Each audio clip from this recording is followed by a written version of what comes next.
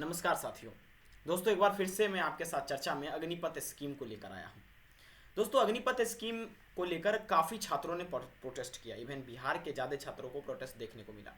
अब वो प्रोटेस्ट क्यों कर रहे हैं, क्या रीज़न है, आप सभी लोग भली भांति परिचित हैं। दोस्तों, प्रोटेस्ट करने के कई सारे कारण हैं। सबसे पहले इसमें जॉब सिक्योरिटी को लेकर, एज लिमिट को लेकर, इसके अलावा पुरानी जो वैकेंसीज निकली थी जिसमें कई सारे छात्र पास हो चुके थे, उनका दिल का चकनाचूर करना, उनकी बातों को नहीं सुनना। शायद सरकार ये नहीं समझती है कि एक आर्मी बनने के लिए जो गांव के बच्चे होते हैं किस तरह से 4 बजे सुबह उठकर अपने घर का काम करके दौड़ने जाते हैं, दौड़ के आते हैं, पढ़ते हैं, पढ़ाते हैं। मैं बिहार से हूँ, मैं इस बात को समझता हूँ भली भांति, लेकिन हम लोगों का दर्द कौन समझ सकता है, समझने वाला तो कोई है नहीं। लेकिन फिर भी हालांकि छात्रों ने बहुत जगह प्रोटेस्ट किया है, ठीक है। इस पर सरकार झुकी है, और झुकी है तो क्या सारी बातें लेकर आई वो आपको मैं समझाने की कोशिश करता हूँ। दोस्तों, जैसा आप सभी लोगों को पता है, ये जो अग्निवीर रिक्रूटमेंट 2022 के लिए जो एज लिमिट था वो 17.5 साल से लेकर 21 साल था। लेकिन दोस्तों, जो है सरकार ने इस एज लिमिट को क्या किया है, इसको जो है बढ़ा दिया गया। अगर मैं आपसे बात करूँ इस एज लिमिट को लेकर, इसे क्या कर दिया गया दोस्तों, बढ़ा दिया गया है। अगर मैं आपसे बात करूँ तो सबसे पहले एज लिमिट था 17.5 से लेकर 21 तक। अब दोस्तों, छात्रों का प्रोटेस्ट देखकर इतना बहुत तेजी से छात्र लोग अलग अलग जगहों पर प्रोटेस्ट कर रहे हैं।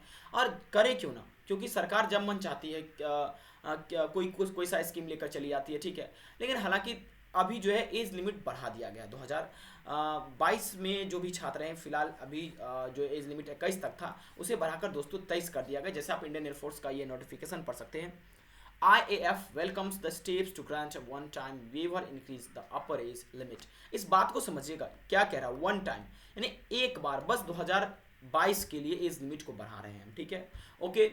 क्योंकि अपर एज लिमिट क्यों बढ़ा रहे हैं, तो क्योंकि यहाँ पर जो है ये क्या बता रहे हैं कि क्यों 23 साल हमने करा इसके बाद, ठीक है। This will help aspirant whose recruitment was affected due to कोविड-19 रेस्ट्रिक्शन, ठीक है। IAF keenly looks forward to inducting Agniveer, ठीक है। देखिए, कहा जा रहा है कि हम एज लिमिट क्यों बढ़ा रहे हैं, ठीक है। देखिए, प्रोटेस्ट तो छात्र किए हैं, ठीक है, ये बात तो कहीं से काटने वाली बात नहीं है, ठीक है। हर एक सरकार झुकती है। जब भी आपने रेलवे को लेकर प्रोटेस्ट देखा, उसमें टीचरों का योगदान दिखाया गया था। हाँ, टीचर लोग इस प्रोटेस्ट को हावी किए थे, बहुत लोगों ने खान सर का नाम लिया, ठीक है। लेकिन इस बार तो कोई शिक्षक आगे नहीं आए, ठीक है, तो छात्र खुद प्रोटेस्ट करें। देखिए, गलत चीज़ें आप करेंगे चाहे आप किसी की सरकार है, ठीक है, कोई फर्क नहीं पड़ता है, छात्र हो चाहे हम हो। अगर आप गलत कर रहे हैं तो हम आपके खिलाफ आवाज़ उठाएंगे। आप हो सकता है कि हमें हमारे खिलाफ कोई कार्रवाई कर दे, लेकिन जो चीज़ें गलत है, हमने आपकी सरकार बनाई है, ठीक है, हम आपके खिलाफ खुलकर आवाज़ उठाएंगे। हमारे लिए जो सही चीज़ है आप वो कीजिए, हम आपका प्रशंसा करेंगे। आप बहुत सारे ऐसी चीज़ें हैं जो कर रहे हैं, लेकिन यकीन मानिए खास करके बेरोजगारी के पक्ष में जो है ये सरकार फेल है, ये सरकार कुछ नहीं कर पा रही है, ठीक है, इनसे कुछ बनता भी नहीं है। चलिए तो देखते इस बात को समझिए। सबसे पहली बात कि आपको केवल 2022 के लिए ये ग्रांट दिया गया, हो सकता है कि 2023 में अपर एज लिमिट जो है वो 23 साल से 21 साल कर दिया जाए। ये क्यों किया गया है, ये इसलिए किया गया है क्योंकि जो भी छात्र जो 2 साल के कोविड-19 का इम्पैक्ट रहा है उसके कारण उनका जो परीक्षा इफेक्टेड रहा, बहुत सारी परीक्षाओं में भाग नहीं ले पाए, परीक्षा रुकी रही, उसमें उनका जो एज एक्सपायर हो गया, उसी एज को ध्यान में देखते हुए अभी आपको एज लिमिट लेकर दिया गया है, ठीक है, इतना ज़्यादा। तो दोस्तों, अब आपका क्या राय है, आप हमें जरूर कमेंट बॉक्स में ड्रॉप कीजिएगा अपने राय को लेकर, ठीक है, कि क्या आप अग्निवीर बनना चाहेंगे, या और आपके हिसाब से अग्निपथ योजना में और क्या बदलाव होनी चाहिए, सरकार को और क्या बदलाव करनी चाहिए।